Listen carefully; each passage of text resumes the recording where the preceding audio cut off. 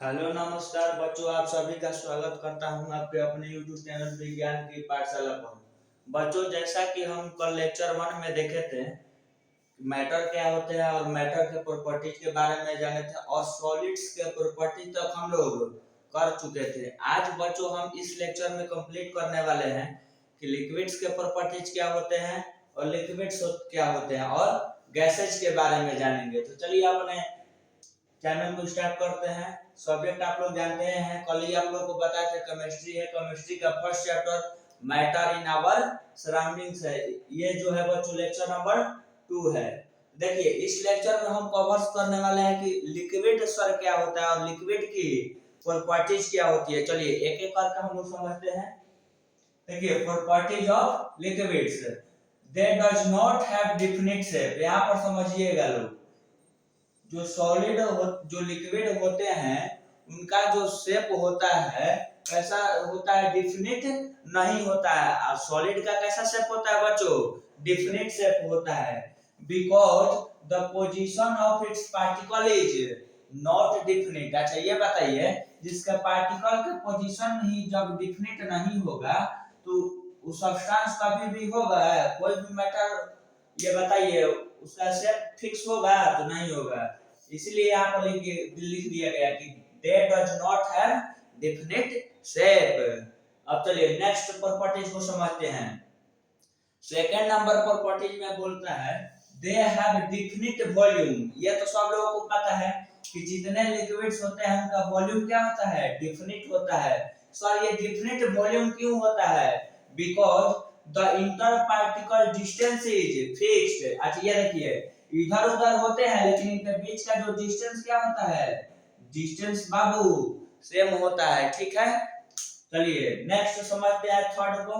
Liquids can not compress. अच्छा जैसे हम सॉलिड को कंप्रेस मच कंप्रेस करते थे वो ब्रोक हो जाता था, टूट जाता था, लेकिन लिक्विड्स को लिक्विड्स के बेसिस पर भी सेम वर्क करता है। जैसे देखिए liquids cannot compress much because the interparticle distance is not greater। तो सर सबसे ज्यादा किसको कंप्रेस कर पाएंगे, तो देखिए सबसे ज्यादा हम लोग गैस को कंप्रेस कर पाते हैं, उसके बाद लिक्विड को, और सबसे कम कंप्रेस किसको कर पाते हैं, तो सॉलिड को बच्चों। अब आइए ये लाइन तक आप लोगों को क्लियर हो गया होगा। और देखिए liquid does not have less density. Liquid के पास बहुत कम डेंसिटी नहीं होता है, because the inter particle distance is not greater. कल ही आप लोग डेंसिटी के बारे में बताए थे। देखिए जिसके इंटर पार्टिकल डिस्टेंस सबसे ज्यादा होगा उसमें डेंसिटी बहुत लो होगा। मतलब ये जो इंटर पार्टिकल डिस्टेंस होता है, ये डेंसिटी के डायरेक्टली प्रोपोर्शनल होता है। मतलब डेंसिटी बढ़ेगा तो इंटर पार्टिकल डिस्टेंस भी बढ़ेगा, और डेंसिटी घटेगा तो इंटर पार्टिकल डिस्टेंस भी घटेगा। और देखिए liquids can not fill the container. कल सॉलिड के सेंस में बताया था कि ग्लास लेते हैं, ग्लास में जैसे ही हम किसको डालते हैं, मार्कर को डालते हैं, ये क्या ग्लास को चारों तरफ से कवर कर पाएगा, नहीं। सर ये तो लिक्विड्स तो कवर कर पाता है। तो देखिए लिक्विड कवर कर पाता है लेकिन उतना ज्यादा कवर नहीं कर पाता है। सबसे अच्छा कौन फिल कर सकता है कंटेनर को, तो गैस कर सकता है। कौन कर सकता है, गैस कर सकता है। इसलिए यहाँ पर लिखा गया है liquids can not fill the containers. जो लिक्विड्स होते हैं बाबू कंटेनर को बहुत अच्छे से फिल नहीं कर पाते हैं, because the inter particle force is fairly strong. Solid के बाद इंटर पार्टिकल फोर्स किसमें सबसे ज्यादा होता है, तो लिक्विड में। सबसे कम किसमें होता है, तो गैसेज में होता है। हमें उम्मीद है आप लोग प्रॉपर्टीज ऑफ लिक्विड्स के बारे में समझ चुके होंगे और बहुत अच्छे से समझ चुके हैं। अगर कोई भी बच्चों को कोई भी डाउट आ रहा है तो प्लीज कमेंट करके जरूर बताएं। अगर आप लोगों को समझ में आया है तो नोट कीजिए। चलिए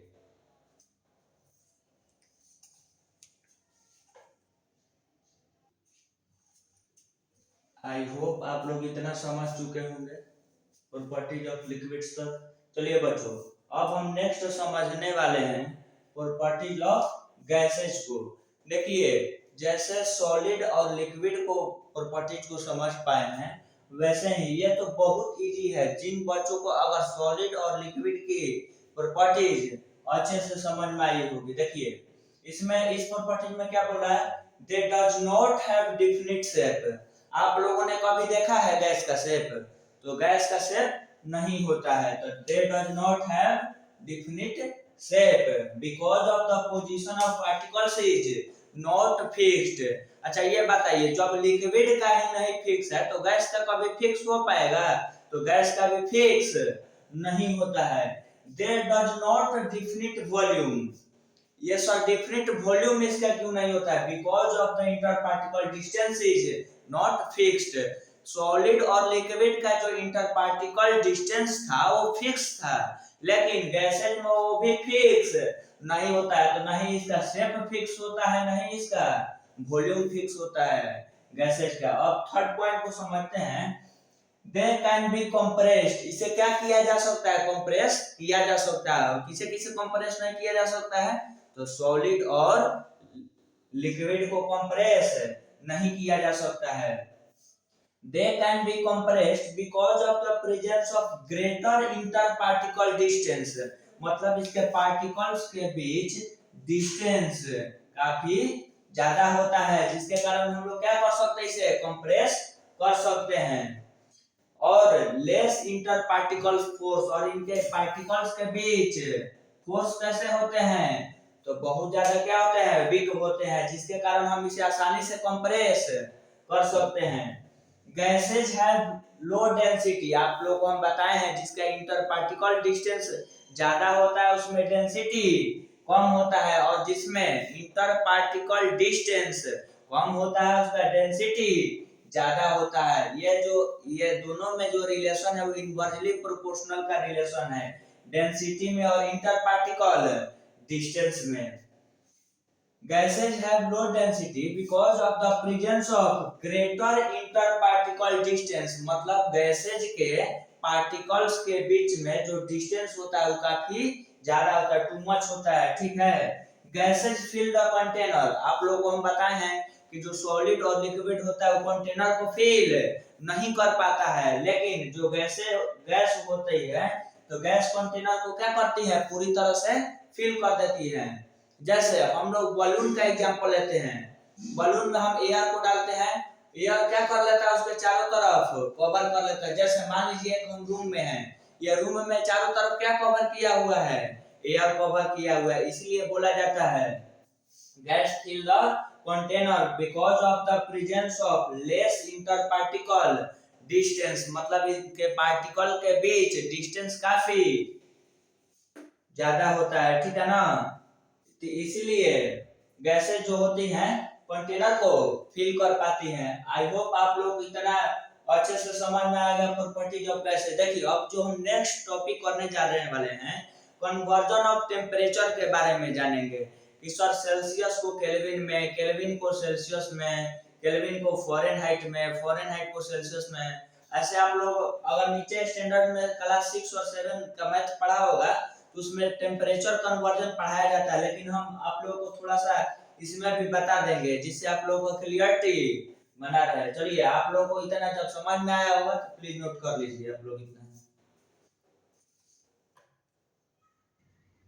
आई होप आप लोग प्रॉपर्टीज ऑफ गैसेज को समझ चुके होंगे। चलिए अब हम देखेंगे टेम्परेचर को कैसे कन्वर्जन किया जाता है। तो देखिए फर्स्ट हम सीखेंगे conversion of kelvin into degree Celsius, kelvin से डिग्री सेल्सियस में कन्वर्ट कैसे किया जाता है। देखिए बाय सब्ट्रैक्टिंग 273.15, यह जो होता है स्टैंडर्ड यूनिट होता है।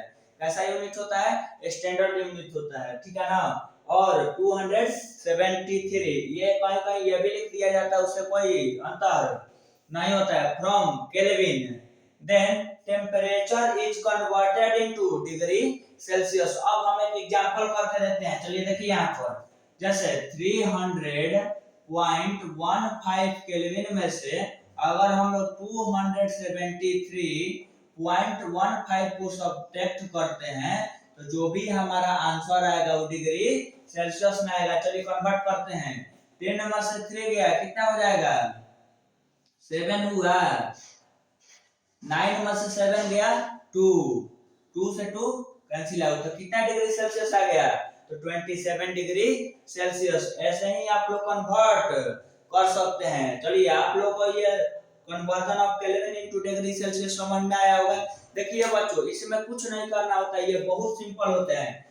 क्या करना होता है कि जो भी आप लोगों को केल्विन में वैल्यू दिया रहे उसमें से 273.15 को सब्ट्रैक्ट कर दीजिएगा, तो वो जो टेम्परेचर आएगा आपको कन्वर्ट होकर किसमें आएगा, डिग्री सेल्सियस में आएगा। किसमें आएगा, डिग्री सेल्सियस में आएगा। अब चलिए देखिए सेकेंड कन्वर्जन को समझते हैं। ये कैसे कन्वर्जन है, degree Celsius into kelvin. Degree Celsius में से किसमें बदल रहा है, केल्विन में। तो देखिए जैसे इसमें सब्ट्रैक्ट कर रहे थे 273.15, वैसे इसमें ऐड कर देंगे। तो देखिए क्या लिखा है, बाय एडिंग 273.15 और 273 in degree Celsius. Degree Celsius में हम लोग क्या कर देते हैं, 273.15 और 273 को ऐड कर सकते हैं। दोनों में से कोई भी वैल्यू पुट करेंगे, आंसर पर कोई डिफरेंस नहीं होगा। Then temperature is converted into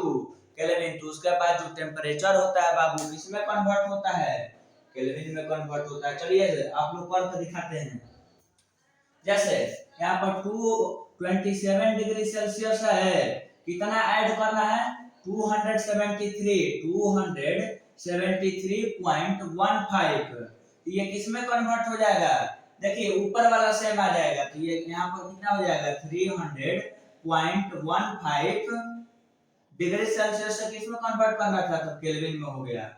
I hope आप लोगों को ये टेम्परेचर कन्वर्जन बहुत अच्छे से समझ में आया होगा। इस बच्चों को तो किसी को भी डाउट नहीं होना चाहिए। देखिए कन्वर्जन मींस अगर केल्विन से डिग्री सेल्सियस में करना है तो इतना माइनस कर देना है, इतना सब्ट्रैक्ट कर देना है। अगर डिग्री सेल्सियस से केल्विन में करना है तो ऐड कर देना है।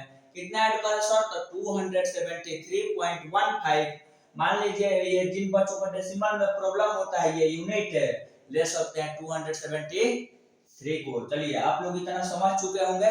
तो आई होप आप लोगों को इस लेक्चर में यही यूजफुल होगा। और नेक्स्ट लेक्चर से हम लोग सीखेंगे कि फ्रीजिंग क्या होता है, मेल्टिंग क्या होता है, बॉइलिंग क्या होता है, इवेपोराइजेशन क्या होता है।